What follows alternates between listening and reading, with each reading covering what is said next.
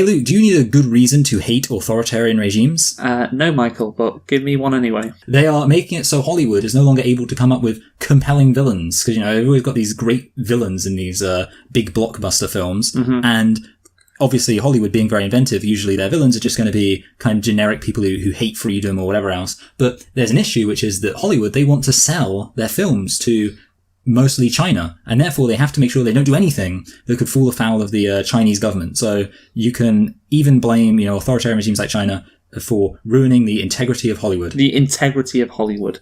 Yes. Wow, the integrity. Here's the thing about the article you sent me. It was in the Foreign Affairs, talking about how China is making it hard to have villains and all of that stuff. There has always been movies that have come out of Hollywood that have lied, like kind of the one we're going to do right now, about America to make Americans feel better, and now it's just because the Chinese box office is so big, it's lying about, well, maybe not lying about China, just not making China the villain. And in the article, there was an interesting last paragraph which said, not long ago, an Oscar-winning screenwriter was asked to rewrite one of the biggest video game franchises. The company began by saying that the war-based game had a problem. Who was the enemy? It could not be China, of course, nor Russia, North Korea or Iran. That's because of hacking, apparently. As the company executive said, we don't know who we can make the villain anymore. And I'm just thinking, well, how about America? America being land of the free are very hostile to the notion that they're not always the good guys, so that's the issue. Exactly. Well, the thing is, on the self-censoring thing, I remember in The Simpsons, there's a character called Uther, the fat German kid who is actually in the German version. He's actually Austrian, I believe, or Swiss. Oh, yeah, I have heard that. So, again, it's Hollywood always does this, and now they're just doing it to China. And, basically, at the end of the day, Michael, it's because they need to make money. So if you had a system where movies didn't need to make their return on investment, they could make whatever art they like and didn't have to placate to authoritarian regimes or any other kind of people. So there you go. That's my take. So what you're saying is we should invade China because they are making it so we can't make the fantastic films we're used to getting, and also they probably have weapons of mass destruction. I understand now, Luke. Yeah, exactly. We've got to give them some freedom. Yeah.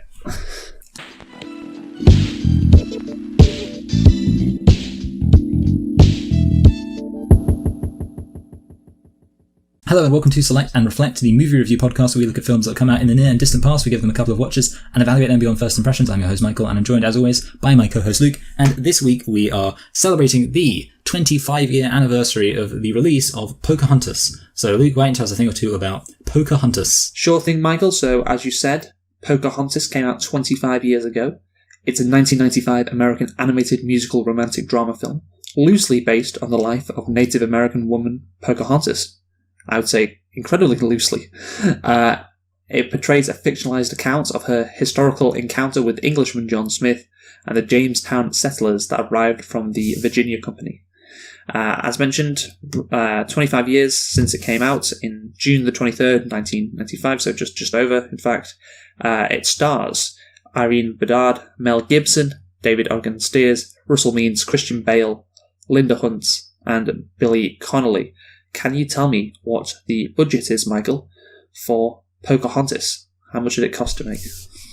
Well, I do know that this film was considered the big deal. They really wanted this film to be liked by everyone, and they wanted it to be kind of their prestige film, I've heard through the grapevine. And therefore, I'd imagine they were probably willing to sink quite a bit of money into it. I want to go for like kind of big, but I'm also conscious of, it's the 90s, maybe there was, obviously inflation like that. I want to go like 70 million, which seems excessive. But that's what I, kind of... No, it seems excessive. No, 60 million. 55. So okay, you did well to come down there. Yeah. Well done. And how much did it make at the box office?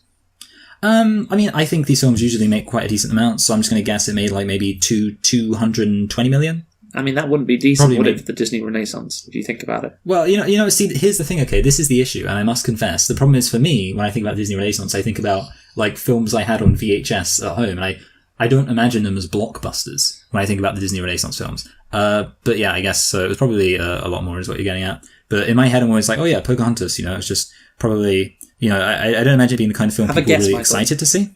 Okay, fine, I'll go, I guess, 550 million. That's 10 times their money, 10 times the budget. 346. Okay. So yeah, I wasn't too. Yeah, I mean, not terrible. I mean, you're about between those two. 130 million off. So yeah, 130 million. I would appreciate that. You are right. 130 million would be a lot for me. That is a lot of Whoppers from Burger King. Absolutely. Anyway, but basically, you are right in terms of. Well, here's the thing. It didn't earn as much as Lion King, and obviously this movie was the one that came after Lion King, and it grossed I think 3 times less than Lion King, or almost 3 times. Less than what Lion King did, which of course is incredibly disappointing. The film received 2 Academy Awards for Best Musical or Comedy Score and Best Original Song, so there was that. So yeah, they were trying to make it a prestige film, so they got 2 Academy Award nominations, which, you know, isn't the worst. But yeah, so Michael, Pocahontas, did you like this movie? No, not really. No. I didn't hate it, but no, I didn't like it. Yeah, I mean, and I can say that I can still unambiguously say I didn't like it, even though I didn't really hate it. I unambiguously didn't like it. I mean, well, I'm surprised that you're being that kind, really, because I have to say I really didn't like it, and I didn't hate it because I think that's a strong word for a movie like this, you know. But I really didn't like it. I thought it was a very bad movie. Yeah, see, I would say I probably didn't think it was actively bad. I just found it would be to be honest. Which isn't the same thing as like average. When I say I don't mean average. I mean is worse than average, but it's like, for me, well, I don't want to give away my ultimate conclusion, but I'll say is worse than average. Okay. But it's not quite in the I really didn't like it category. Right, okay. Well, we'll get into why we, I guess, disagree on that then. So firstly, nitpicks, how many do you have? I've just got the 2. You just got 2, I've got 1, so... Okay, I guess you go first. Yes. There is, in this movie, unrealistic topography. In that final battle scene, like, there's a cliff that just juts out of some hills.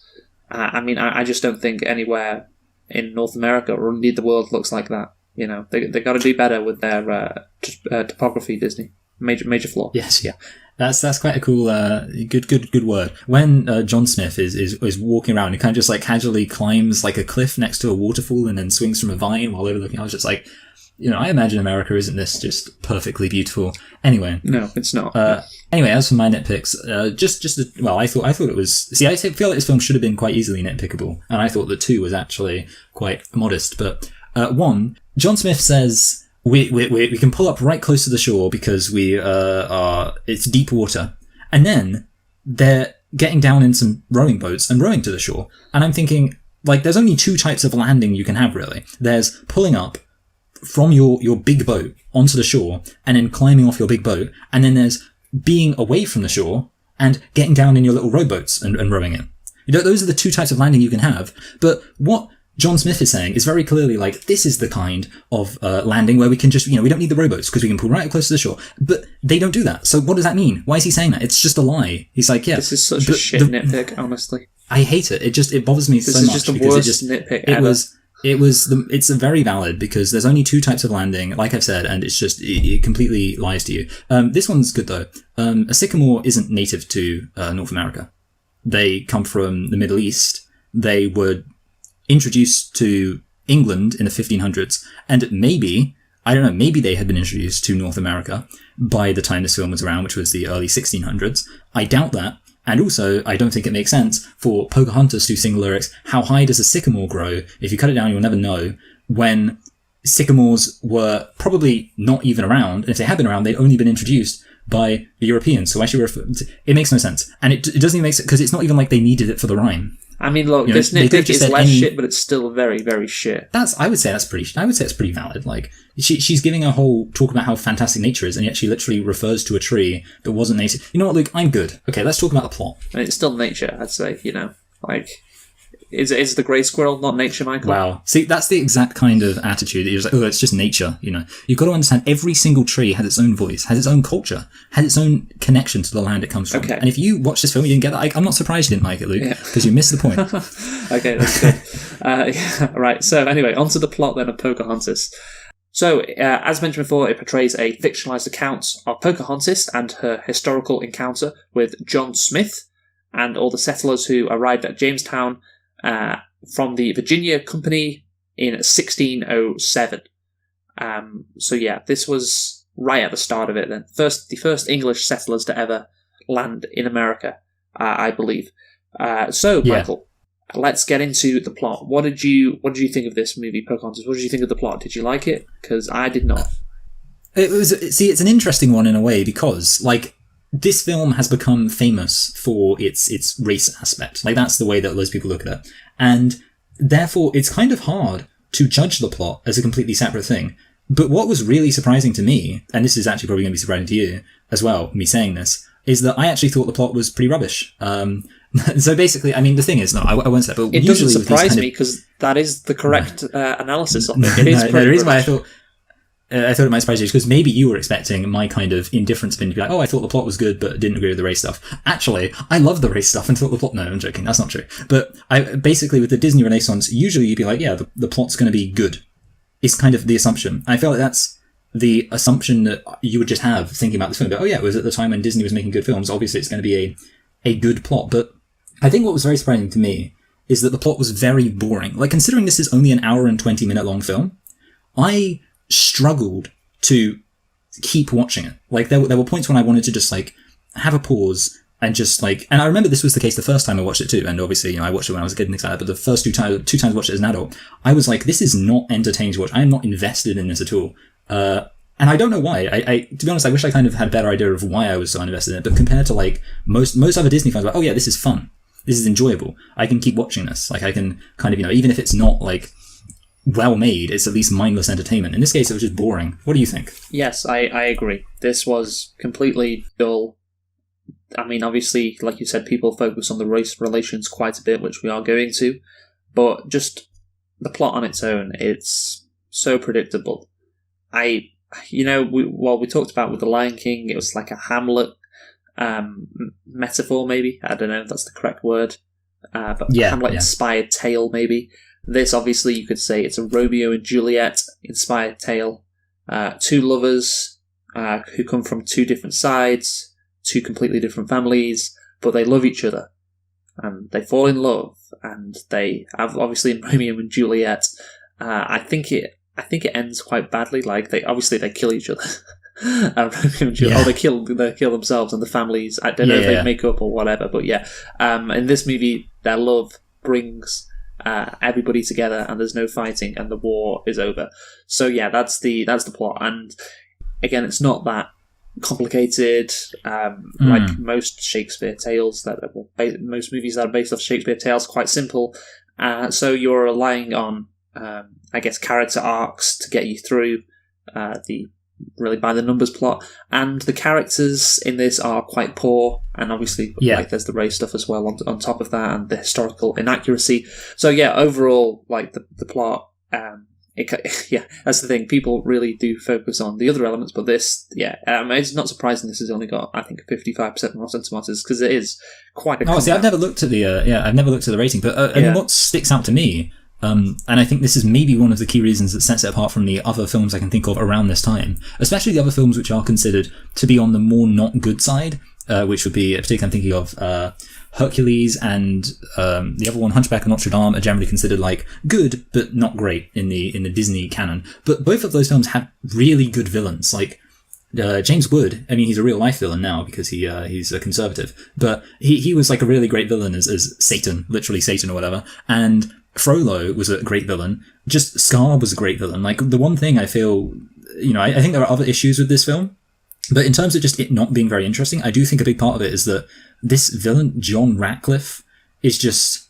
so boring. And I think it's annoying because his motivation is so dull, and there's not really any, like, character aspect. I mean, you look at, like, Frollo, he's just crazy on so many levels. He's really interesting, and like Scar has got this whole very personal vendetta against thingy. Like, genuinely, I will say this: there was a minute when I was about to watch the film the second time around, and I was thinking, yeah, this film doesn't really have a villain, does it? It's just, the only villain. This is what I was thinking in my head before I watched it. I was like, yeah, the only villain is the antagonism between the two sides, and I genuinely was thinking that until I saw the John Ratcliffe show up again, and I was like, oh wait, yeah, this film does have a villain.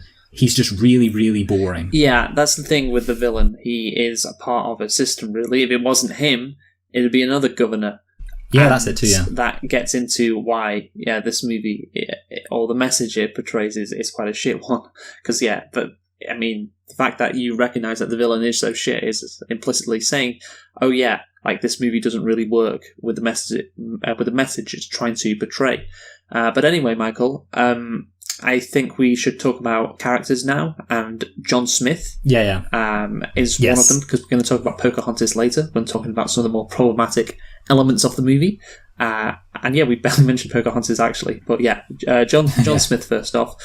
This guy really pissed me off, okay, because like I said before, you need character arcs if the plot's bad, and he switches like on a dime as soon as he sees Pocahontas. He's like, oh wow, she's so hot, oh I can't shoot her, and then he's still, when he's talking to her because of that stupid fucking thing, when now they can listen to each other's hearts so they can communicate or whatever. I will say this, okay, I do think, so I'm going to kind of disagree with you here. I think given that Disney was never going to, they had to get around I know. I think it was the right thing. It's just stupid. Yeah, I think it was the best decision, but it's stupid, and yes, it was the best thing they could have done, because apart from just literally... It's a kid's movie, so you can't have them all speaking, like even in Moana, they sing in Polynesian, but they speak English. So yeah, you can't have them speaking their native language in a kids' movie.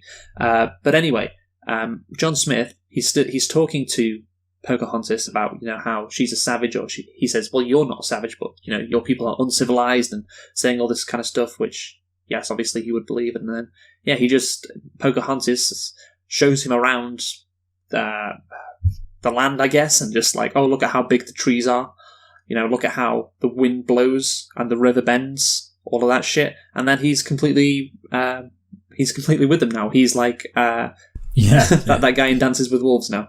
That's all it took, just a little song, and his worldview has completely changed. Or maybe it's just Pocahontas is so attractive to him that he can't help it. He has to fall into her worldview. But yeah, I just think if you're going for a great character arc, would be like he slowly gets into it. But yeah, when he just switches completely on a dime because of a musical montage, it's really shit, basically. I have a theory why it is that was the case. And it's going to get into, I think the thing is, you can't really talk about this film without talking about race, but I'm going to just circumstantially talk about race. I think the issue is they couldn't have had John Smith be somebody who would take a while to change, because this film has to operate on a very binary understanding of race relations, where either you've got two positions. It's, I hate these people, they're awful, they're terrible, and they have to die. Or there's, actually, these people are all right and I want to live with them in complete harmony. Those are the only two positions you can have, pretty much. Now, obviously, I know you're going to say, well, John Smith kind of occupies the middle ground for like 5 minutes, but the point is that basically he couldn't have been like, I'm kind of getting to know Pocahontas, but I still have some racial biases, because then the film would have to acknowledge that the racial tensions that underpin conflicts like this are complex, and that just wouldn't work. So basically, they had to make, they couldn't have had John Smith have any kind of racist attitudes after he'd kind of gotten to know Pocahontas, because then you'd have to acknowledge it's possible to actually have complex relationships with individuals who belong to a certain race, but then also have racist ideas about the group they belong to. So pretty much just had to be like, for 5 seconds, oh, I like you, but you're a savage, to immediately, oh, I guess it turns out all Native Americans are fine, and yeah, I'm no longer at all racist. Yeah, like he's been doing these missions for years apparently, and he says he's encountered many savages. So this is not something that he's just, he's been in England and he's heard these stories. Like, this is something that he's been dealing with. He's probably killed a bunch of quote-unquote savages. And so now he's fine with them. And he's like, oh, I was wrong all along. And again, maybe it's just because Pocahontas, he's got to get with her. So he's like, yeah, throw all my previous knowledge or perceived knowledge out the window, all my life experiences, all my notions of who's savage, who's uncivilized. Now I just want to be with this girl. That's the thing. It would be more meaningful and it would be better for the movie if you had that character arc, which was like gradual, which eventually he got it in the end, but it took quite a while because, yeah, like you say, he's got a lot. He's got a lot of racial bias, as anyone would have around that time he was in his position. Yeah, exactly. The thing is, like, it's one of those cases of the old Pixar's famous want versus need story arc is probably what they should, because that's the thing, that's like the basic. Everyone's always saying Pixar are great storytellers, and they are, but at the same time, the whole want versus need thing should be pretty fundamental. Like, the character starts off, they have an issue, and they want to solve it some way, and then the character arc is them finding out what they need. But in the case of John Smith, that's never really, I think one issue also being that he's kind of just, like, going along with this Ratzinger guy. Is his name Ratzinger? I forget. I'm thinking of the Pope. Yeah, Ratcliffe, that's it. He's going along with this Ratcliffe guy, kind of just for the funsies, pretty much. He doesn't really have any established, meaningful beliefs or wants or desires about just adventure, which it's important to point out, is never, and I guess that's the other issue. The thing he has, his main defining attribute at the start of the film is that he wants to go out and have an adventure and explore. His main defining attribute isn't really any opinion he has about Native Americans. He does say, oh, they're savages, blah, blah, blah. But the big thing he's saying is, yeah, we're going to go out, we're going to explore, we're going to see new worlds. And that's never challenged in any way throughout the entire film, which means that his main character motivation at the beginning and his main desire is never even really challenged in the film. The only thing that's challenged, and I'm using that word generously, is his incidental dislike for Native Americans, which is not really established beyond just him saying, oh, savages, ugh.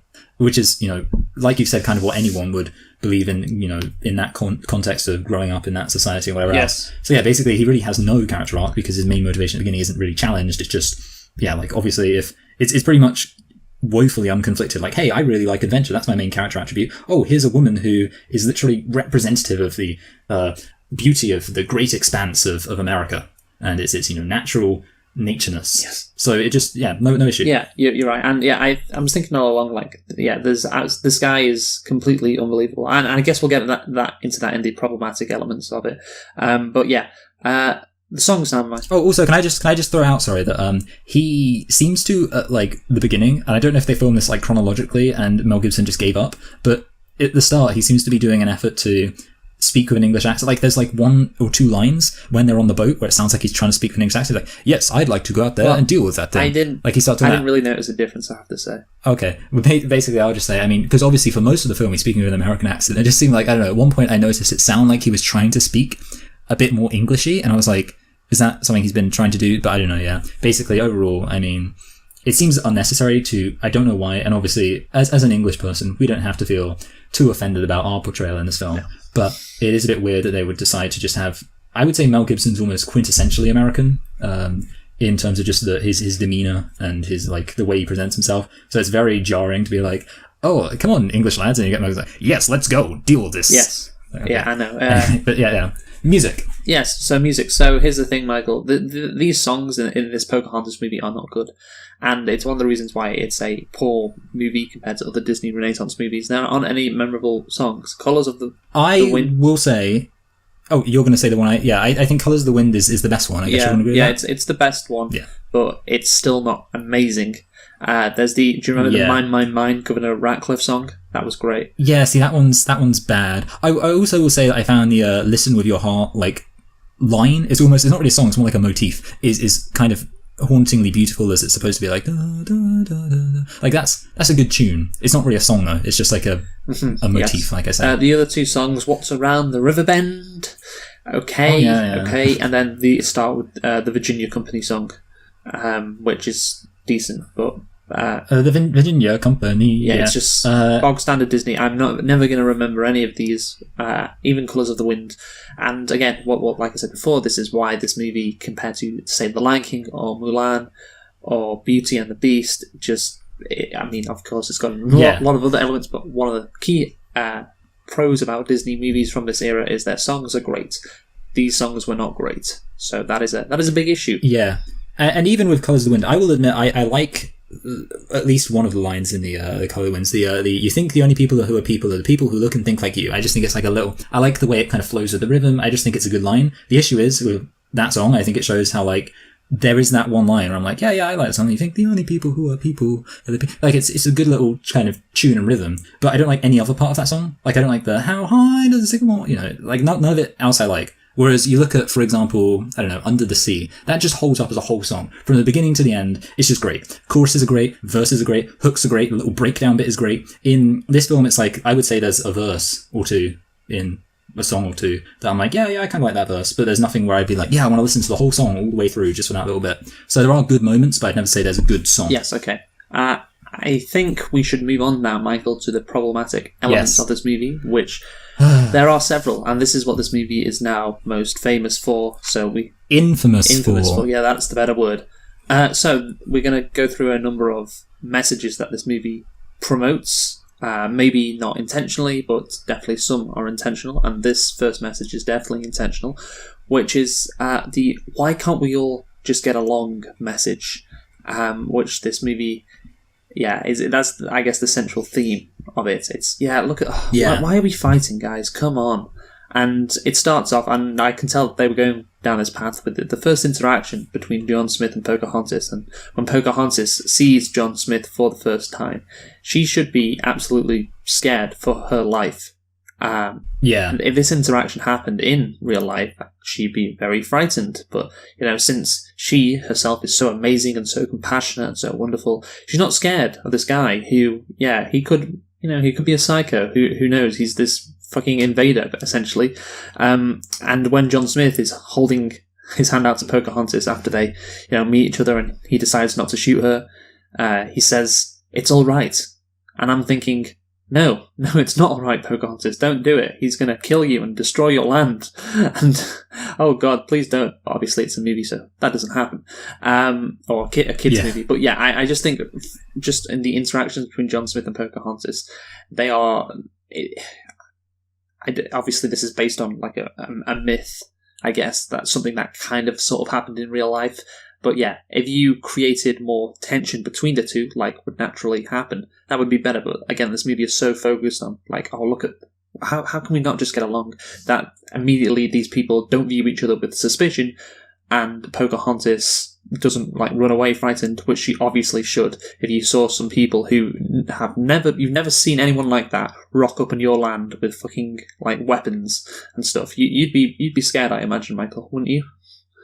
Yes, I would be. I do think, there is a flip side, though. I think a lot of the time with these simplistic narratives about race relations that obviously have a very immature, unsophisticated, inchoate, some might say, conclusion of just can't we all get along, a lot of the time those films have kind of two sides, which is the first side is that they then present the conflict, the initial conflict which has to be resolved, as simplistic too. Like, one of the things that stood out to me is that the white people are presented as being like, we're going to kill all the Native Americans, which is stupid for two reasons. One, just on the surface, it's very obvious that the Native Americans could have overpowered the white people, and I do think there is an interesting thing there, which is so there are all sorts of myths which are using kind of revisionist justifications of the, murder of the Native Americans, and one of those, I think it's called the virgin land myth, which obviously refers to the idea that America was a virgin land. No one had ever been there before. And of course, implied there is the fact that the Native Americans weren't people. They had left the land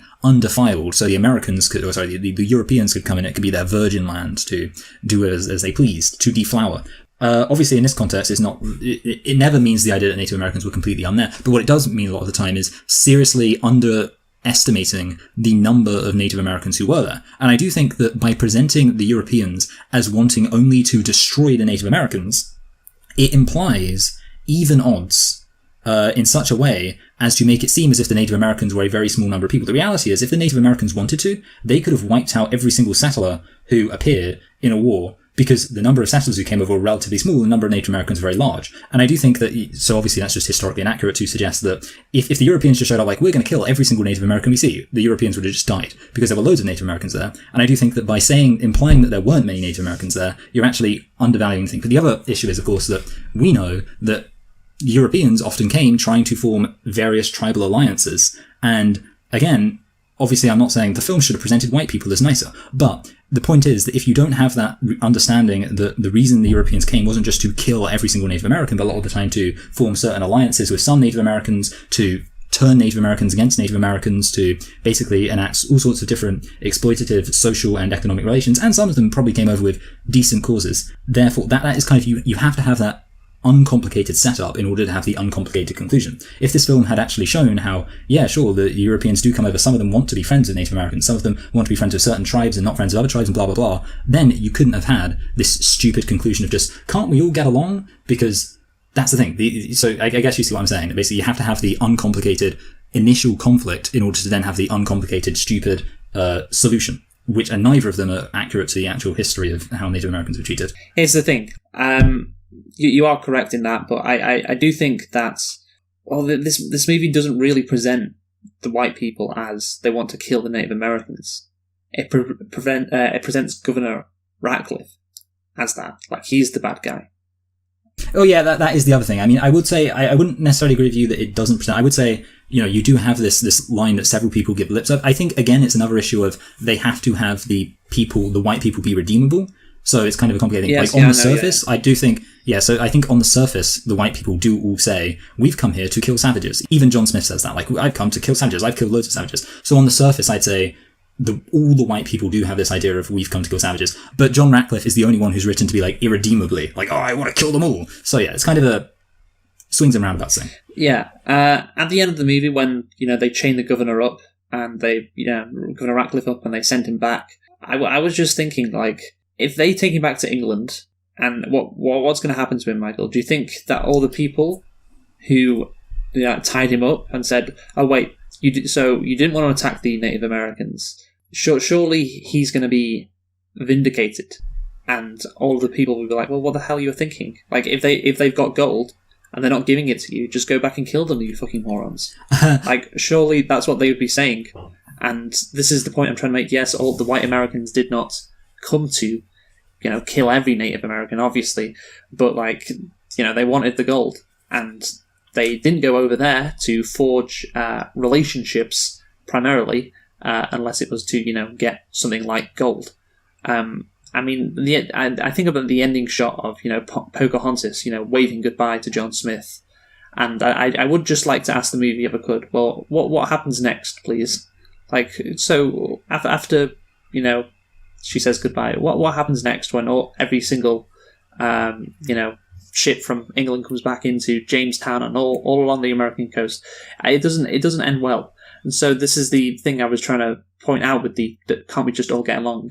It was that, obviously, like you said, the Native Americans would have wiped out, white people. The white people have directly tried to kill them in the early stages, but overall this movie is trying to promote a message of that, well, white people and the Native Americans, they just couldn't get along, essentially, and that was the problem, rather than, I guess, white people basically taking stuff from the Native Americans. That is the issue, surely. Yeah, I mean, I will say, so I think one of the things you're pointing out with was the whole idea of Ratcliffe being like, that he's set up as the one villain, and therefore when he's defeated, it's like the problem's solved. I will say, actually, there is a historical example of one of the governors of Hispaniola, which, if you don't know, that's there, and it's got Haiti and Dominican Republic on it.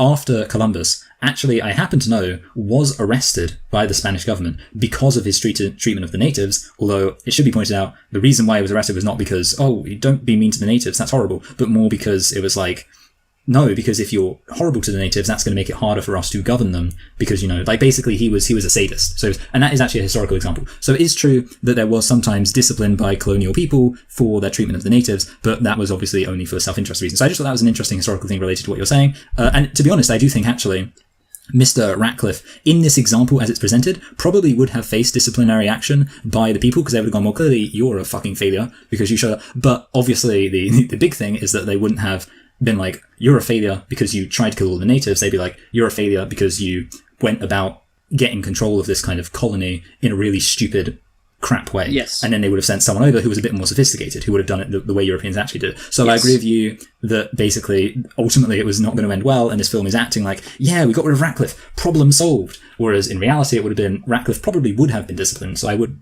slightly just quibble your point. I think he would have been because he was shit. But someone else who was just as bad, ultimately, in the existential sense for the Native Americans, would have taken over. Yeah, so he would have been disciplined for failing it. Not because he wanted to not for not for moral reasons. Yeah, exactly, not for the moral reasons that were given in the movie. So that is the issue, I guess, with the, well, can't we just all get along? It's like, no, the fact that the Europeans, their objectives in North America, or the British to be more specific in America, meant that it was impossible to all get along, because they wanted to, take gold, they wanted to take the land from the Native Americans. So yeah, it's going to be impossible for them to I think also, I mean, the thing is, it should be pointed out, there were certain Europeans who did come with the purpose of trade. The obvious example would be the French. The Native Americans really liked the French because the French were mostly just interested in trading fur. They really weren't interested in establishing colonies. They obviously established New Orleans, but that was pretty much it. They were mostly interested in just trading with the Native Americans in order to get fur. And they really didn't have a very exploitative relationship with Native Americans, as far as I know. But, obviously there would have been some of them, like obviously French more power. But this is my point, that basically I think the nature of global capitalism is that whenever one side gets more and more power, inevitably it's going to become exploitative. So you look at, for example, China. the relationship between Europe and China was one of trade. And I think and obviously China was quite powerful, so they were just like friendly with each other. Then eventually, as Europeans got more powerful, you got the Opium Wars, and basically, as one side gets more powerful, global capitalism becomes increasingly exploitative. In a similar way, I would say the issue isn't, and I guess this is where I'm going to maybe be a bit Marxy, is that I would say it's not so much that the Europeans had a racialized hatred for the Native Americans where they just wanted to destroy everything. It's more the case that if global capitalism would have allowed for a amicable trading relationship, then that would have been fine. The problem is that the Europeans were more powerful than Native Americans, and as such, in the way that global capitalism does, it became increasingly exploitative to the point of actually leading to the Native Americans losing everything. So there we go. That's my sophisticated opinion. Completely disagree. I'm sorry. Have you not heard of the Manifest Destiny? You not heard of that phrase? Well, the Europeans wanted to take literally everything. They did not think of the Native Americans, but the British people more specifically, did not want to think of the Native Americans as people. They didn't. It didn't matter to, it wasn't like a power dynamic really. It was, this is our land, Manifest Destiny, we're taking that, fuck you. Like that, you can try and talk about global capitalism and how, it empowers one side against the other. But then there's also the religious aspect of Manifest Destiny and everything that came with it. Well, yeah, I think that's, I would say, I would kind of pull out my Simone de Beauvoir. Obviously, she's talking about sex, but essentially she argues that gender was a construct that emanated from the material conditions that led to a woman's initial oppression. So basically, women's initial oppression was based on material conditions, primarily related to reproductive rights and things like that. This was like back in, the Egyptian times or whatever. And then the idea of gender, as women and men being fundamentally different, began to emerge as a post hoc justification for the material exploitation of women. And I think, ultimately neither of us are experts, but I do think that, because Manifest Destiny, as far as I know, really began to appear after the American War of Independence, which kind of makes sense because the Americans, the 13 colonies hadn't done that much expanding until after the American War of Independence. So I would say that to me, it seems like the Manifest Destiny was actually a case of more a social or cultural justification for something that was ultimately underpinned by more material conditions. It helped America's material conditions, but I think it's too far to say it's a justification. Like, they genuinely believed it. They had it in their heart of hearts. They were superior to the Native Americans. So it's not we'll say this so we can just get richer. No, that was a genuine belief of them. Well, first of all, I think, obviously, there's a difference between these. So I definitely agree with you that by the time that America was happening, there was definitely an idea that Americans or white people were superior to Native Americans. I wonder, and I don't know, and I would but I would say there's at least some room for ambiguity here because I don't know.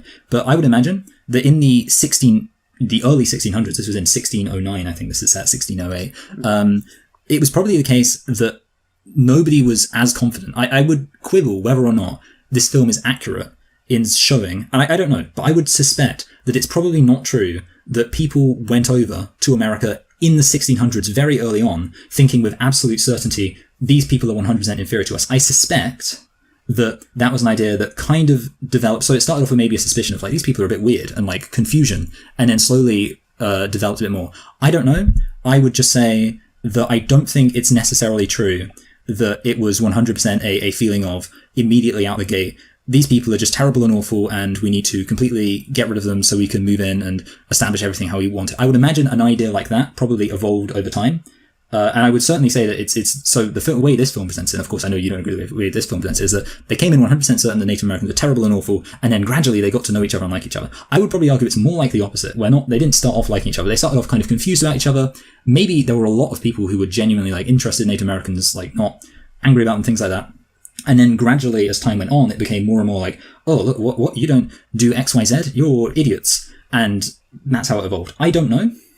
I think it's probably a bit simplistic the way you're presenting it as just they just really, right out of the gate, wanted to kill them all. Well, yeah, obviously not right out of the gate, because they would have been confused, but I'm saying the damage, like you say, was done after the American War of Independence.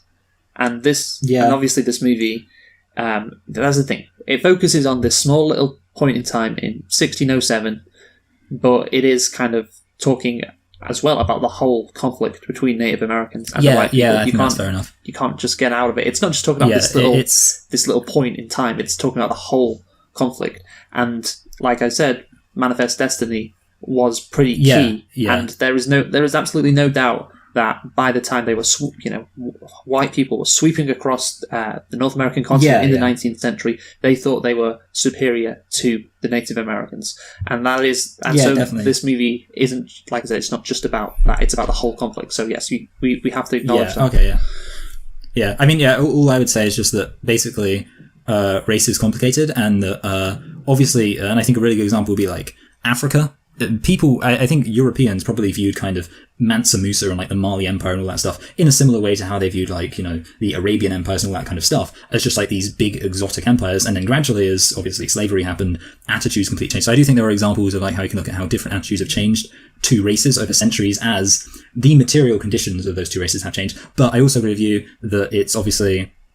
and this is, that's what like Marxist reductionism of just reducing it 100% down to material conditions, and that's wrong. And obviously, these kind of constructs were invented, construct of race, which basically said, these people are shit and awful. And I do think that certainly if you're going to look at the whole, and I think you're right to say that this film is supposed to be allegorical for the entirety of the westward expansion of the Europeans, then it was more about race than gold. And I probably agree to summarize it. But yeah. Basically, overall, I think you're right, but I do think there is a lot to be gained from trying to get a slightly more sophisticated understanding of it, and I do think that they could have done that, but ultimately, I think you're good. And I really was trying to go for a great segue into the next thing, but I just can't make it work. So, do you want to talk about the next thing now? Yeah, I mean, here's the thing: we've kind of been discussing. Yeah, I know. We've been kind of getting there. Yeah, the both sidesism of this movie. Both are as bad as each other. Obviously, we have stated like in this conversation that we have just had that one of the sides maybe wasn't planning to conquer the land as of when they arrived. Conquer the Native Americans, but eventually that did end up happening. And I there's this line that John Smith says where it's like, well, once two sides decide to fight, there's no stopping them. And it's just a pathetic, contextless summarization of the whole battle between Native Americans and the white people. And, when the Native Americans are saying savages, barely even human, they are different to us, which means they can't be trusted. I'm just thinking, I mean, the reason they can't be trusted is because, what they did to Native Americans, taking their land and resources, that's why they can't be trusted. And obviously they hadn't done that at that stage, but like we said, this is an allegory for the whole conflict between Native Americans and white Americans too. Yeah. And I think there would be a lot of reasons, as we saw in Dances with Wolves, that you would think that the white men are the devil if you were a Native American. Maybe not specifically at that time, but what happened over the next 300 years or so, yes. I mean, you talked about the Native Americans did not kill the white people as soon as, they stepped on American soil. I mean, they should have. Like, they should have shot those people. They should have been like those people exactly. out in the islands in the Indian Ocean. The North Sentinelese. Yeah, you just come near them and they throw spears at you, and it's that's the funny thing. They are technically correct. It's worked. It's worked for them. You can't deny it. It has worked for them. Like nobody's invaded their land. Nobody wants to go near them, and that is the right thing, because obviously you look at what happens to the Native Americans. Well, they ended up. Everything has been taken from them, essentially, apart from a few pockets of land here and there around North America.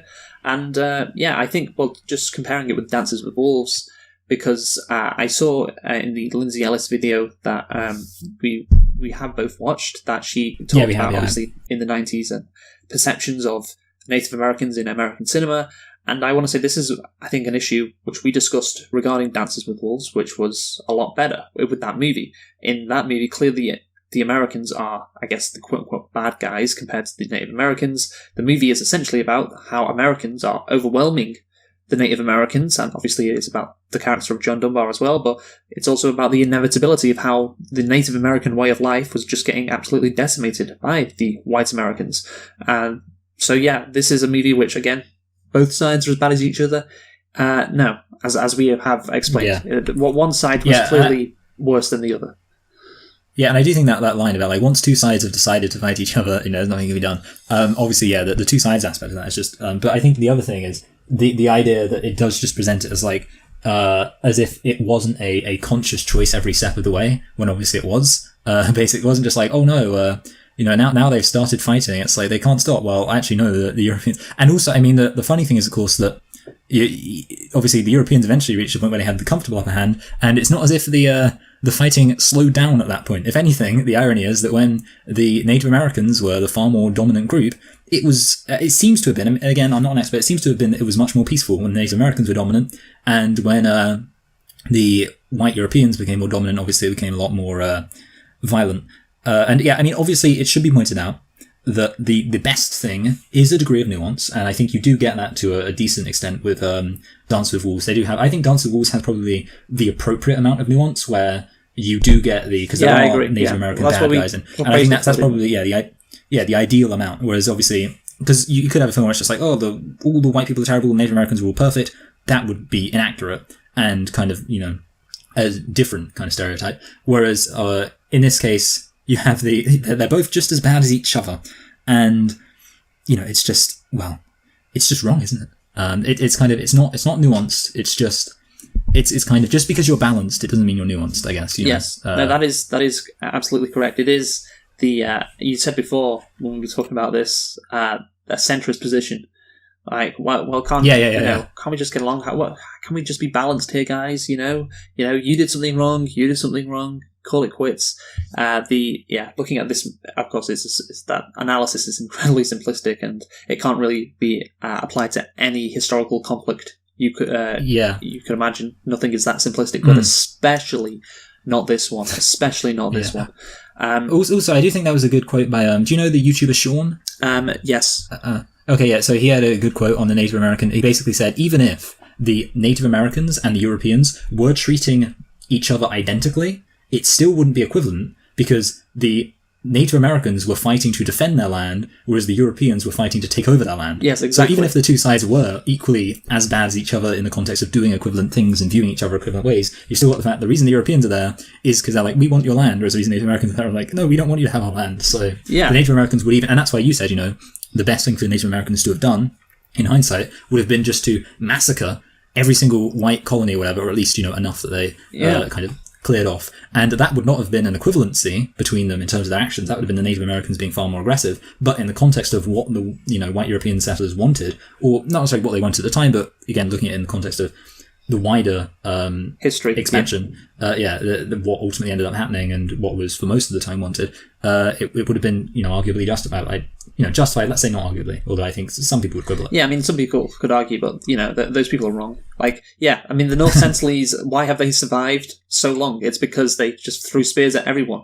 Like, if they had welcomed white people or any other type of people coming on their island, they would all die either through smallpox, which is what happened to the Native Americans, obviously, which is, I guess, unintentional, but just the resources that would have been taken from the island, and their way of life would have been destroyed. So no, they have still got their way of life. They have still got their culture, and so that is the way to go. So it would not be a moral equivalence if the Native Americans did that to the white Americans, but they didn't, and so now the United States of America exists. So that's good. We talked in the cold open about how Hollywood had self-censored itself to placate to Chinese audiences and the Chinese government.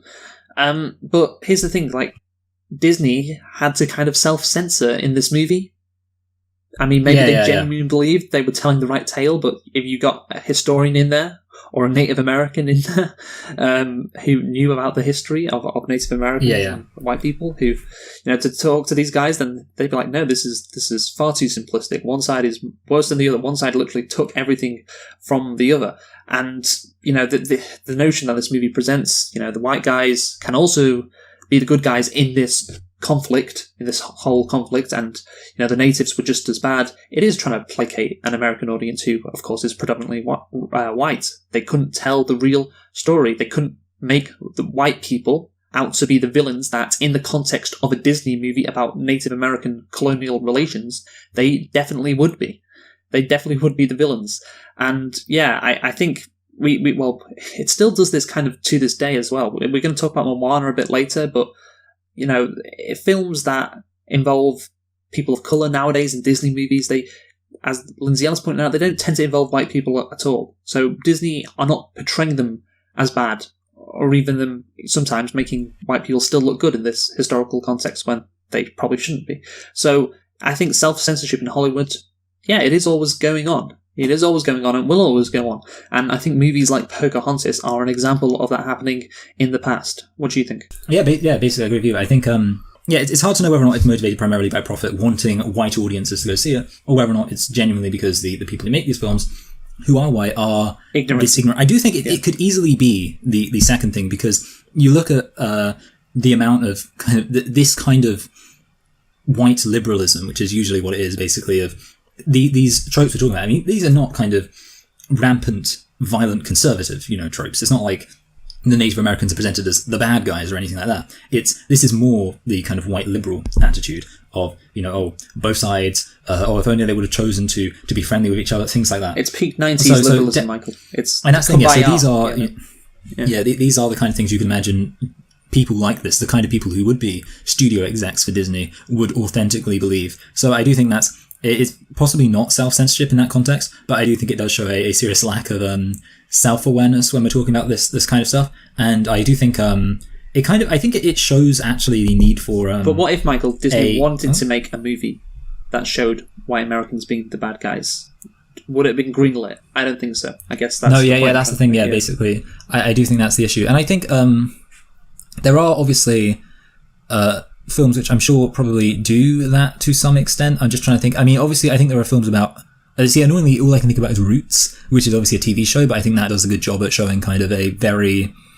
I think Roots treats the subject appropriately. So there we go. But that's obviously not about Native Americans, but it's about, white people and race relations, things like that. Overall, I would say that it's certainly true that white people in the West probably do have a sense of wanting to genuinely understand these things and be right. I do think that's the thing, but I think at the same time we have this culture, and I think we're not really at a point where a lot of people are fully prepared to understand, in order to be right, in order to be correct when looking at these issues, you have to understand just how wrong we were in the past. And I don't think we're at that point yet.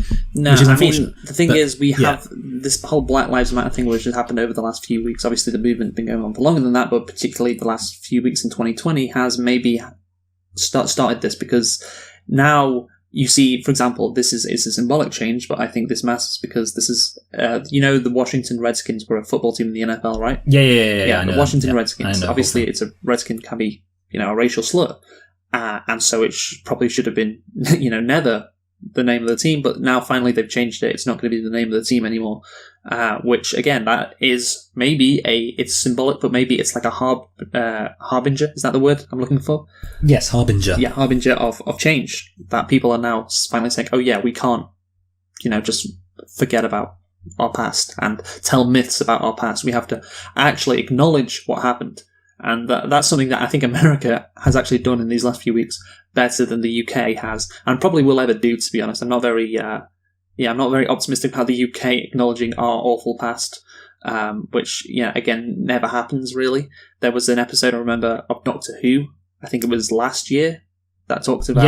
about the split in India. Yeah, the partition. Is that... Yeah. And how, I think, a million Indians died or something in that, and how... awful it was, and there was a Doctor Who episode about it. And, the Daily Mail wrote an article about Britain hating Doctor Who or whatever.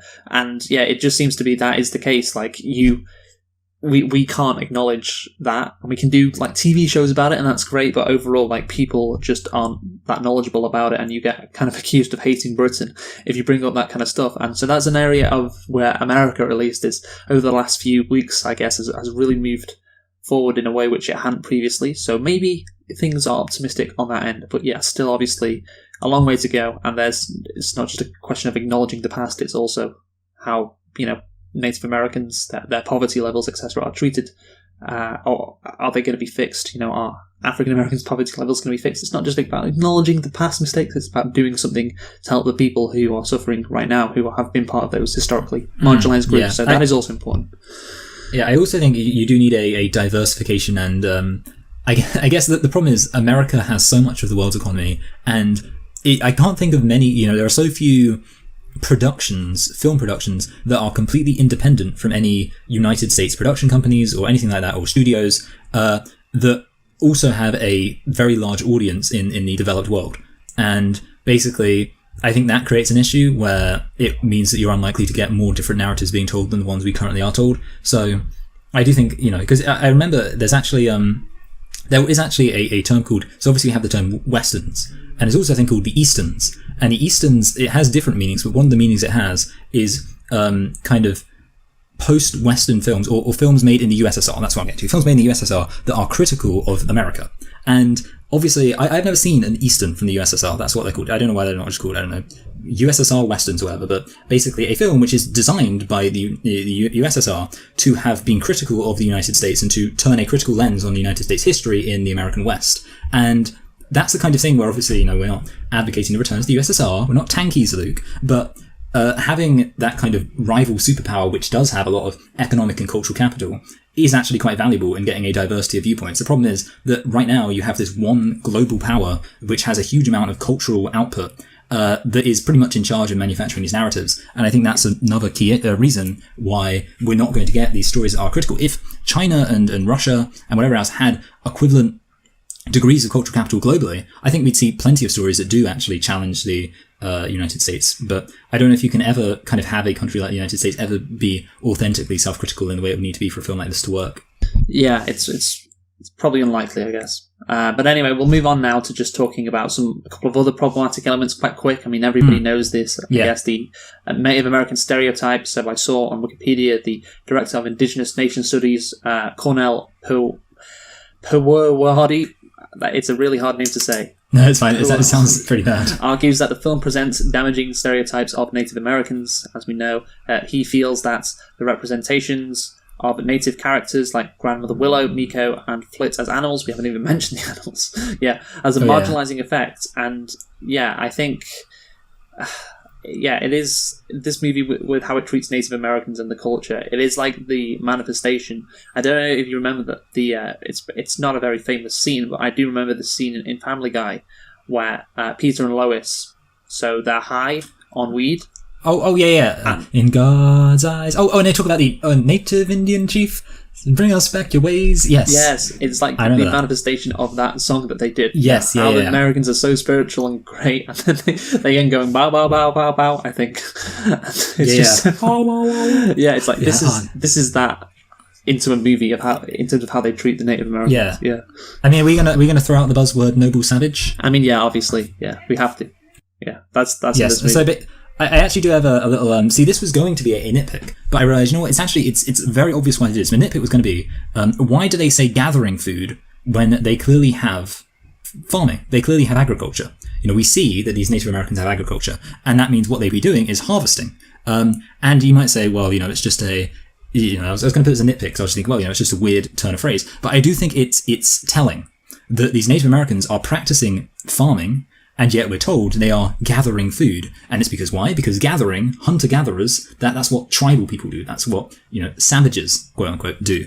And I thought that was very telling, that even though we literally see the Native Americans engaging in farming, engaging in harvesting of food, we're told they're gathering food, because then we go, it's the, they're so in touch with the earth. They come out and they gather food and they just, take what they need while they're literally engaged in farming. I just thought that was really funny, and I liked it, and I thought it was very telling. That's a really good point, actually. That is a really good little pick up there. You're right. It does kind of. So if I would have put that in my nitpicks, you would have liked one of my nitpicks. Well, it is a nitpick, I guess, in terms of what they're not gathering it, but it is, I guess, an example of how this movie treats them. So it's wider than a nitpick. It's a bigger issue than just a nitpick.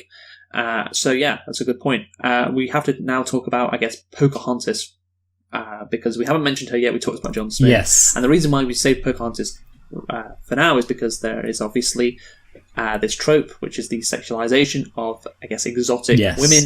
And right from the beginning, you can tell she is meant to be sexualized. And obviously, in that Lindsay Ellis video, one of the writers even said, we want to make her look sexy. And they did that. Like, she definitely is meant to look that way. And, I think Lindsay Ellis said she also moves in an animalistic way, which I think the second time I watched it. The first time I didn't pick up on that, but I watched the video, and then the second time I watched it, I was like, oh yeah, she really does. Like, it's not sexual, but it does kind of make her seem like a weird kind of person, Pocahontas. She moves like that. And it does make us seem like this weird creature almost. So what do you think about that?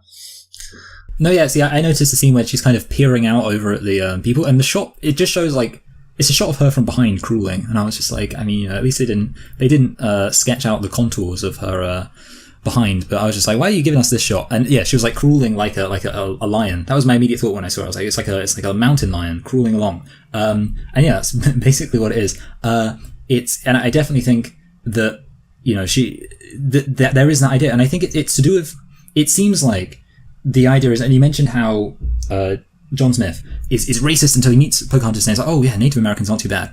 And I feel like it's annoying because it feels like that is wrapped up in, obviously he immediately falls in love with her, and part of that is wrapped up in, Lindsay Ellis uses this term too, but the sexual availability of Pocahontas. That she is somebody who it seems like, you know, you could just come along and just take, because she just falls for the first white person she sees. I think obviously that would be very annoying to people, and I think that would be very harmful, but I think that's the other thing, and it's to do with the fact that one of the reasons I think why women of colour are presented in an over-sexualized way, and consistently in Disney films they are relative to white people, or white women in Disney films, is to do with the idea, for whatever reason, that in our culture, that women of colour are more promiscuous, perhaps, or two, automatically attracted to white people, I do think is another thing. And that therefore basically it's just like, that's why they're kind of over-sexualized, because they're over-sexualized because it's like, oh, well, obviously, you know, she's just going to fall in love with the first white person she sees, so she's going to be hot too. Whereas if, you know, she was like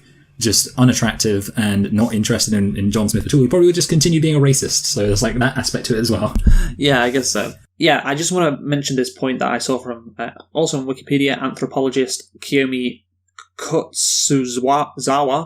Yep. Kutsuwawa.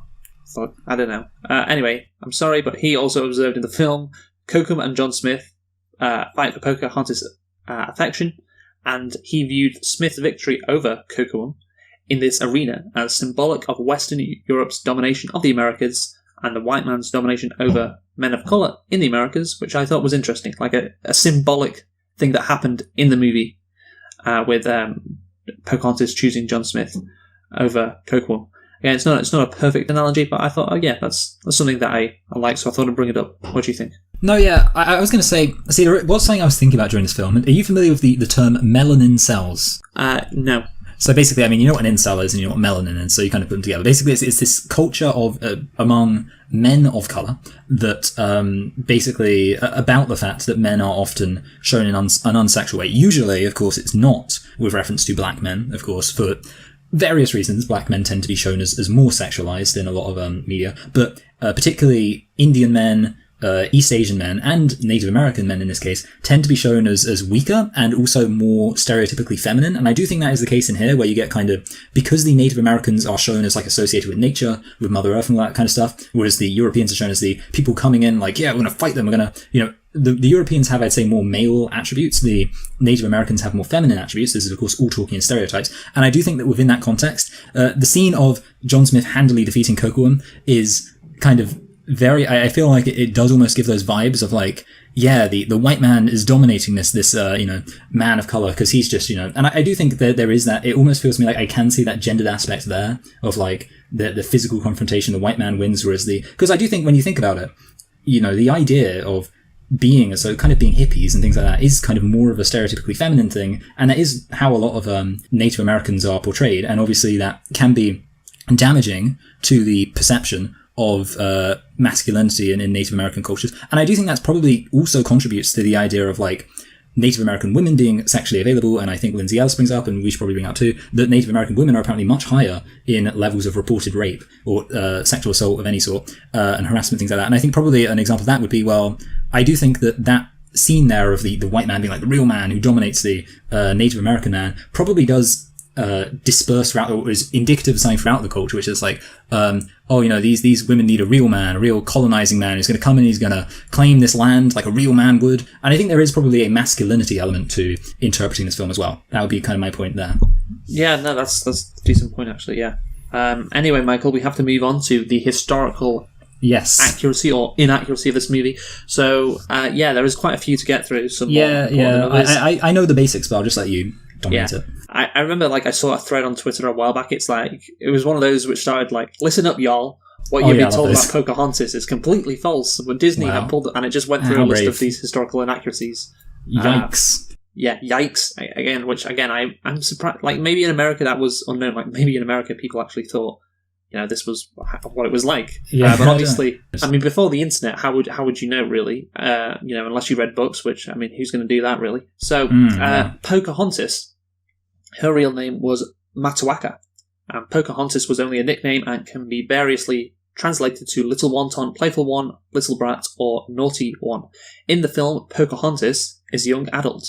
In reality, she was around 10 or 11 at the time. Whoa. Did you know that, by the way? Yeah, that's one of the things I didn't know. Yeah, I didn't know she was much younger. Yeah, I didn't know she was that young actually, but I thought she was like 13. But okay, never mind. Yeah. At the time, John Smith arrived with the Virginia Company in 1607, while Smith was 28. So here's the thing. Classic. I see that she was 10 or 11. I see that and I think we can't do this movie.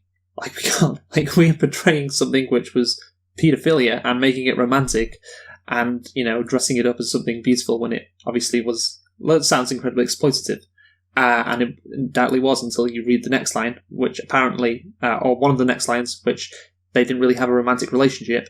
But just I had heard that. Yeah, just having a look at that, it makes it seem like that's bad. We don't want to make this into a romantic story, but then you consider who's making this movie, Michael. It's Hollywood, and then it all falls into place, doesn't it? Yeah, they have no problem with this at all, do they?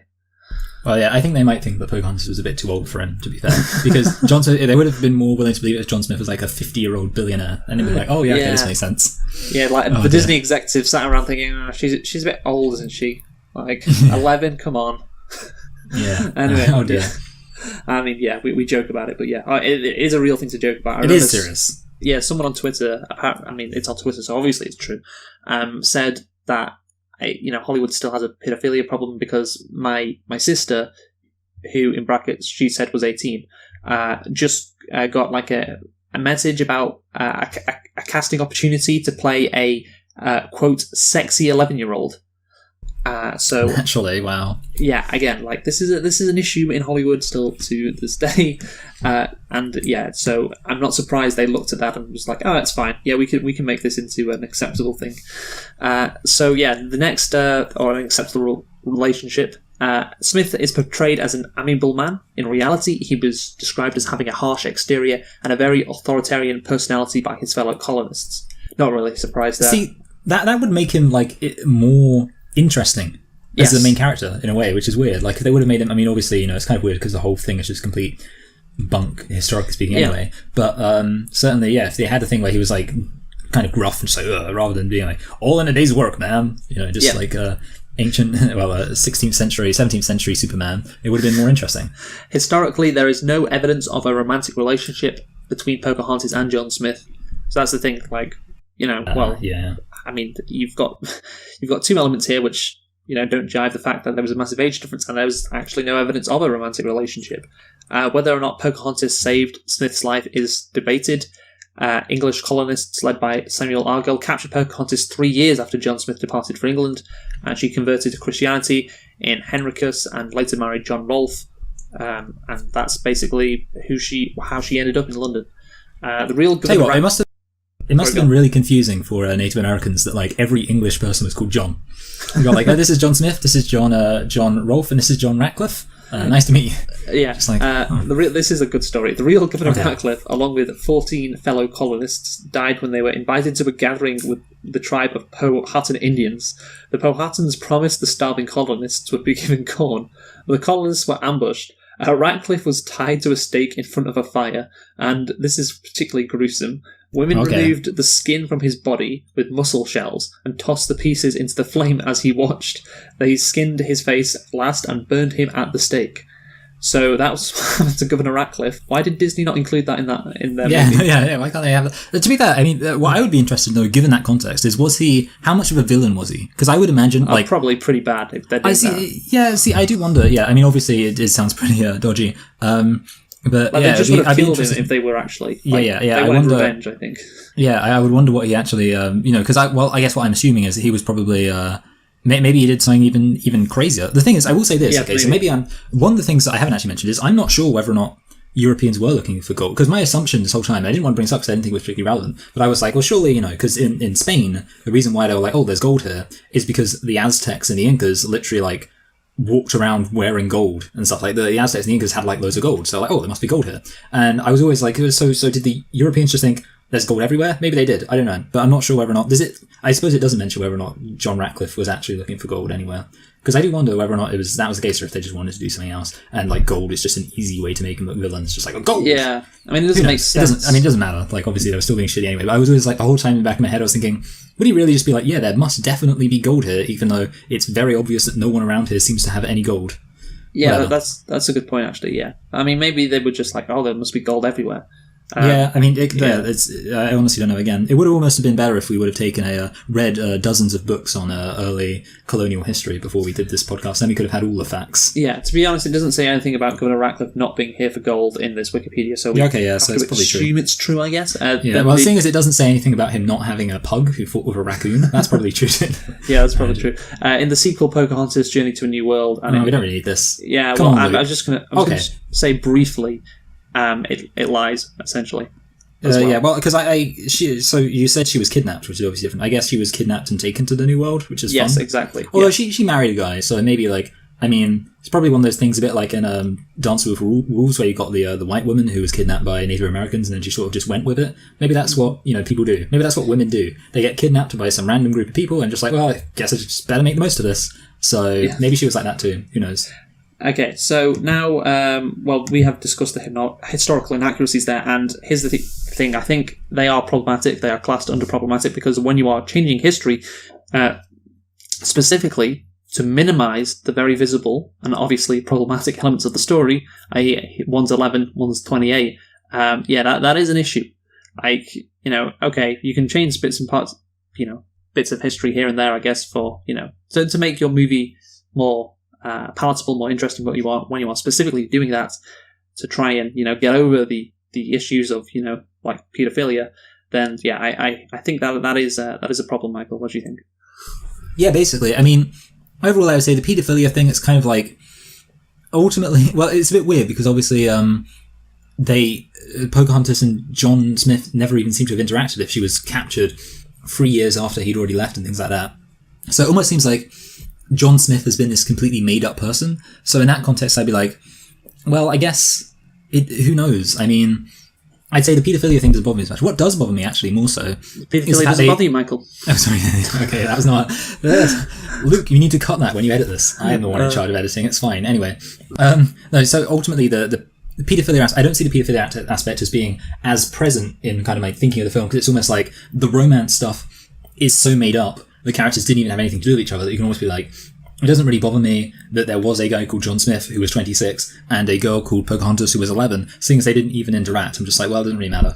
Yeah, I guess so, yeah. But I will say what does bother me is the fact they ignore the fact that Pocahontas was kidnapped, apart from anything else, because, okay, like, can we talk about that? John Smith is literally kidnapped in this film. He is abducted, I don't know what the definition of kidnapped is, but he's captured by the Native Americans, the Powhatans, and, like, held captive. And you think, well, surely if they were already going to do that plot device, why didn't they do it? So, and I know why, it's because it would make the white people look worse, but it would have been so much more accurate if Pocahontas was kidnapped by the white people, because she literally was kidnapped by white people. And then, if you want to do your, okay, white people are heroes in the end, you could have had John Smith save Pocahontas.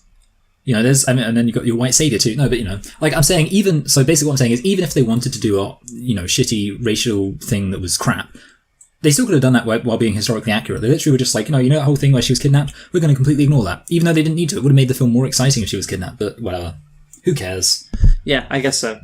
So I guess we have to move on now. Well, we'll try and be quick with this, because here's the issue, Michael. There's a problem, I guess, overall with making movies like Pocahontas or making a movie like Moana, and it's the cultural appropriation of Native Americans, which makes money for Disney.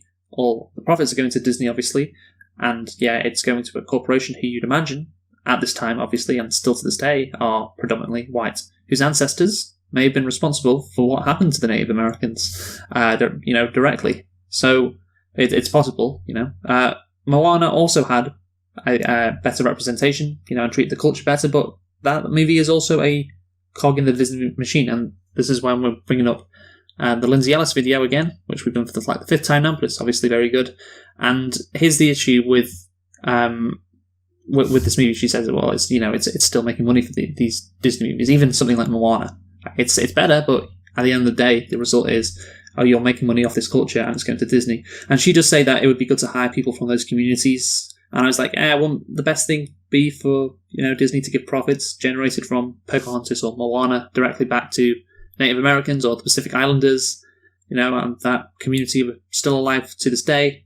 But maybe she was like, well, it's Disney as a company, so that's a no-go, I guess. Maybe she didn't even think that was a realistic possibility of saying that. But yeah, I do think there is an issue overall, obviously. Well, what do you think? An issue overall of, even when the stories are better than this Pocahontas one, which was derided by the Native American community, there is still an issue with making these kind of movies. What do you think, Michael? Basically, I think it's important to understand, so it's cultural appropriation in different contexts, because obviously a lot of people, when they think about cultural appropriation, they think about, naming your kid Couscous or something like that. Do you remember when Dylan wanted to call his kid Couscous, and we were trying to explain to him how it might be offensive to name your white kid after an ethnic dish? And he was like, but why? Completely ignoring the fact Couscous is just a terrible name anyway. But the point is, that's what a lot of people think about. Obviously, in this context, it's more of like a big company making money off another person's culture. So the good news is, white people who get upset when the actions of individual white people are criticised within a racial context don't even really need to get bothered about this, because this is more of like a corporate culture thing, which is, I think we can all agree that, fuck Disney. I guess the real question is what is the solution? I guess ultimately, I think the issue is fundamentally, it comes down to the fact that there is, the film industry is very capitalist. That's my theory, Luke. And basically, capitalism tends to concentrate power in the hands of a very small number of people. And therefore, what do I think is the best solution? Well, to be honest, I will say this. I think the solution really, Disney can do whatever they want.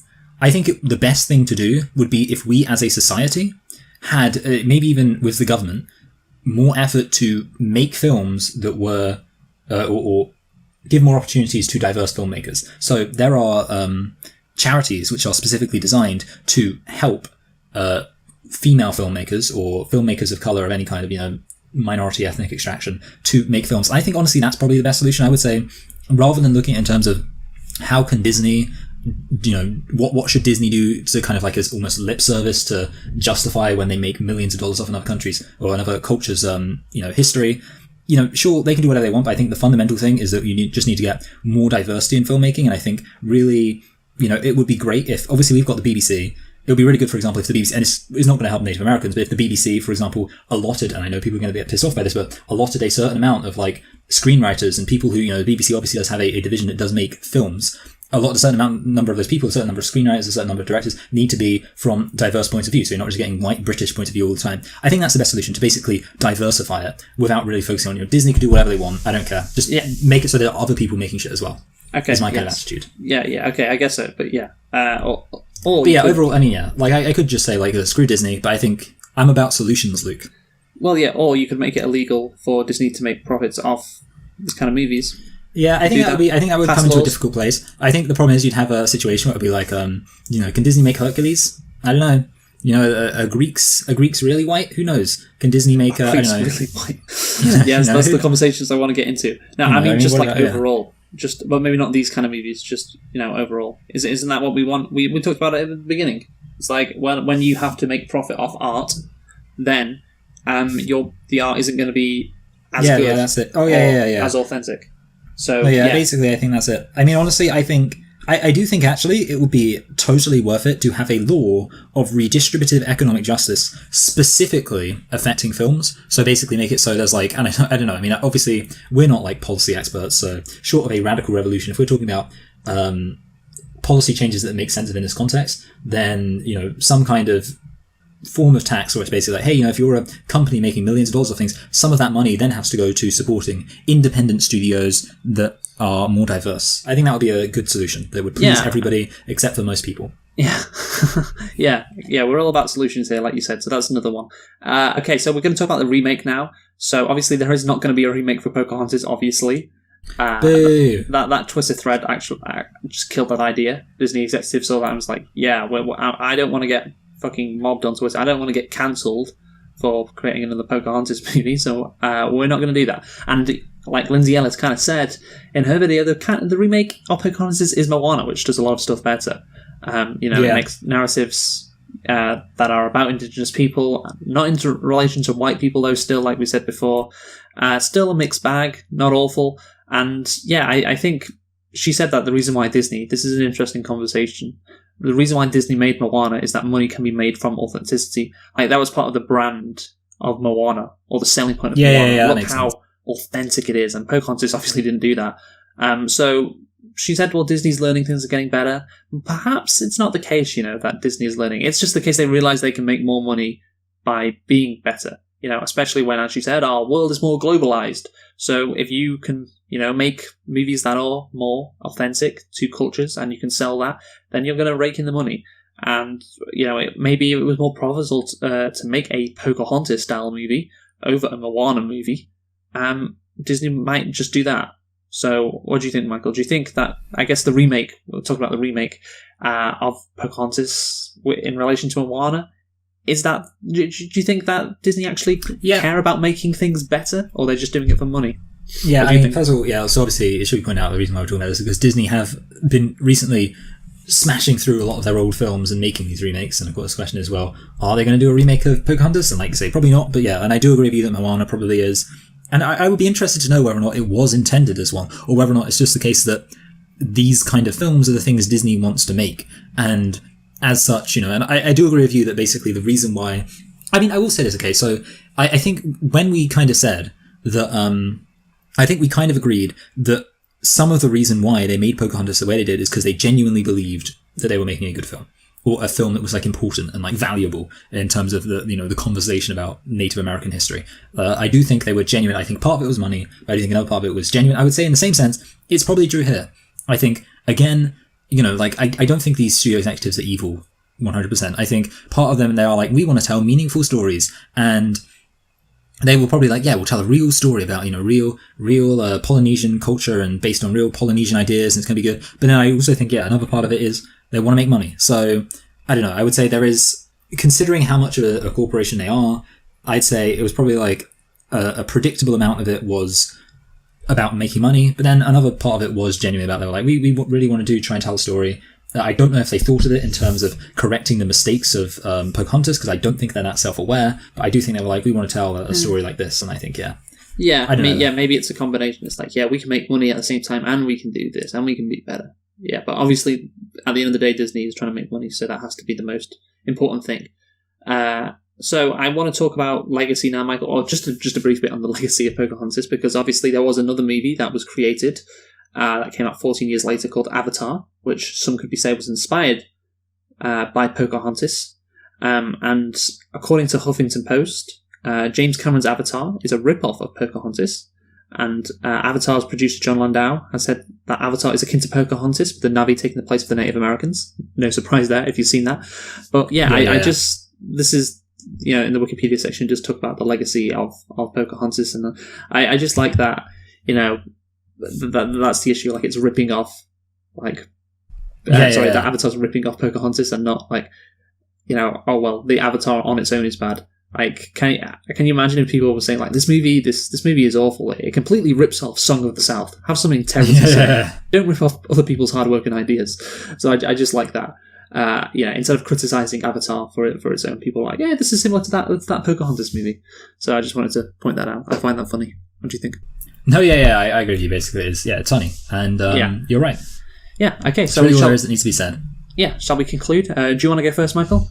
I shall. Okay, so I started off saying this film was which I didn't say means average. I said it's worse than average. But I don't know if I actually cited it. Obviously, talking about it, I think I do this a lot of the time, where talking about it, I realize how much I don't like something. This isn't a case of, and I think you can probably tell, you haven't really changed my mind on anything. I think I was pretty much agreeing with you on everything, which I thought was bad, and there were some areas where, regarding the very specifics, not really about the film. I think the only areas we disagreed was really the deep theoretical underpinnings for what led to the American culture, between a more purely materialistic view to your more social constructivist view, which is, that's what people come here for, to hear about our opinions on that. But overall, we didn't really disagree on the film at all, which I guess means, again, I also have to look at the other films I've given a score to, and I'm thinking, overall, I think, the thing is, this film, it's very boring and there's not a lot to like about it. So I guess I kind of want to put it near Showgirls, just because I know we looked at that recently, but I'm kind of looking at that, which is actually a low 3, which is in the I didn't like area. You know, I thought I was going to give it a 4. Part of it is I hadn't looked at what I have given a 4, and I've given like some films. I've given Fantastic Beasts and Where to Find Them a 4, Aquaman a 4. These are all better films than Pocahontas. Overall, I'd say I'm probably going to put it above Ghostbusters 2016, below no, Showgirls is horrible. This is appropriate. Okay, so I'm going to put it above Showgirls, but below Bad Boys by Michael Bay. I remember seeing Bad Boys. Out of 10? That is a low 3. Okay. And so Pocahontas. Okay, so I'm going to give it a 2.5 right off the bat. And the reason why is the plot is awful, it's boring, it's by the numbers, the character arcs are poor. Pocahontas, who had quite an interesting life, I think it's fair to say, she's just fucking the most perfect person ever, who's so beautiful and everything. So that, doesn't even explore that side of Pocahontas. Then you have all the problematic elements, which we have discussed in length. And yeah, I think this movie is really, really bad, certainly compared to all the other Disney Renaissance movies. So I think a 2.5 is justified. I will say this, though, Michael, there is a positive aspect to this movie that I just wanted to mention. Oh, yeah? Which is just how much better we have gotten, I guess, at calling out this kind of movie. And you consider, well, I say we, I mean people, who enjoy movies, who make video essays on YouTube, I guess, because here's the thing. The critics at the time actually praised it for Native American representation. Roger Ebert, writing the Chicago Sun-Times, gave the film 3 out of 4, saying the film was the best-looking Disney film and one of the more thoughtful. It has a lot of good intentions, he also said. Gene Siskel was more praising of the film. They both gave it a thumbs up, and in his print review for the Chicago Tribune, Siskel awarded the film 3.5 stars out of 4, saying the film is surprisingly serious, thoughtful, and beautifully drawn, and it's a feature about the American birthright of exploitation and racism. He praised it for sending a powerful message to children about threats to the natural order and restoring a certain majesty to the Indian culture. Wow. So, yeah, that's a bit of a noble savage trope that he liked, did Gene Siskel. Yeah, and, here's the thing, like, I said before how little do Americans know about their history. Probably a lot, because obviously we don't know a lot about ours, unfortunately. And, you think they're saying this, and, at the same time, like, Native Americans at the time said, this distorts history beyond recognition and perpetuates a dishonest, self-serving myth at the expense of the Indian nations. And yeah, basically, you see how much things have changed. Like, if that, you would not get that. This was the mainstream analysis of Pocahontas at the time. It's good. It talks about these issues, and it's like so far off where we are right now. So I guess that's the thing I'm trying to say. Look how far we've come in evaluating these kind of movies.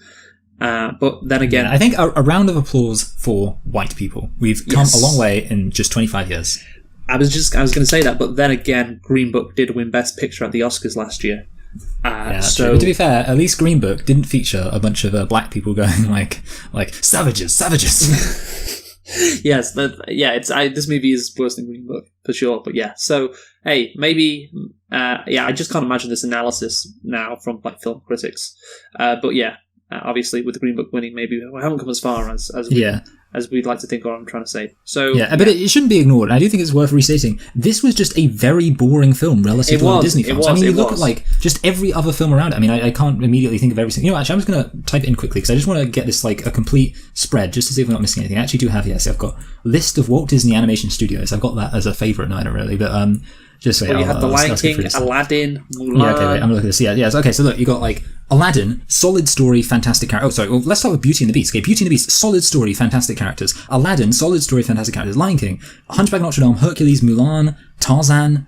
Like, it just like all these other films. I mean, I'm not saying these other films are fantastic. We've never been the type to just jerk off over Disney like some other people do and be like, oh, Pixar. Well, every film by Pixar is like a 9 out of 10. Every film by Disney is a 9 out of 10. And blah blah blah. No, but like these films, whatever else you can say about them, they're solid like 6 out of 10, 7 out of 10. Some of them maybe even 8 or 9 out of 10. But then you just and it's based on like the plot. We're not saying like, oh, I love The Lion King because of what it had to say about race. No one's saying that. But Pocahontas is just like even if you ignore all the race, it is just like a very, I guess. That means, so I would say do you know what probably, that means? That means that Gene Siskel and Roger Ebert were so incredibly amazed by the racial relations that they gave it such high ratings. Yeah. Well, that's a funny thing, because it's funny you mentioned Green Book, because something I'm going to mention when I get around to my little review of Green Book, I'm going to basically get into the fact there's like different opinions on Green Book, and I'd say the three main opinions are it's an average film, which is great because of its fantastic commentary on race relations. It's an average film which, the race relations aren't too much of an issue, which is my opinion. And then it's an average film where the race relations are a really big problem with it, which is kind of more your position. That's basically, I'm going to break down those three positions. I think